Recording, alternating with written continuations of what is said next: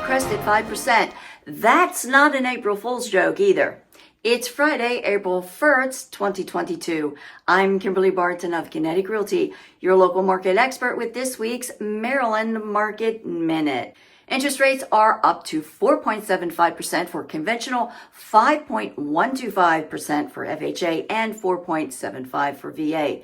Commercial real estate has weakened as the trend for workers to telework is becoming more acceptable as more employers embrace the concept. By moving workers out of the office, the amount of commercial space needed shrinks, and office vacancies definitely have risen steadily since 2021. Residential real estate remains steady and inventory is still down from the normal average. 1,568 properties are coming soon, up from prior weeks.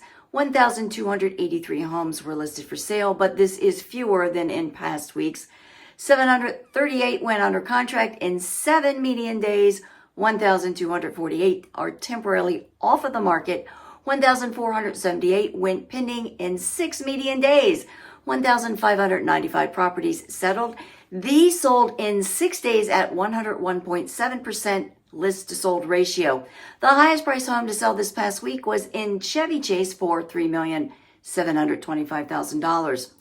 In the Maryland rental market, combined areas have 1,177 properties for lease, reflecting a further drop in available rentals.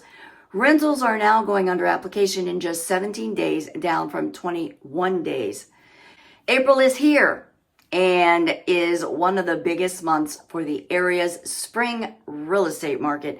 So be sure to get our spring home seller guide at www.kineticrealtyinc.com. And if you are thinking about buying a home, be sure to get our spring home buyer guide at www.kineticrealtyinc.com. Click on guides in the navigation bar. That's the recap for the Maryland Market Minute, April 1st, 2022. Thanks for tuning in. Until next week.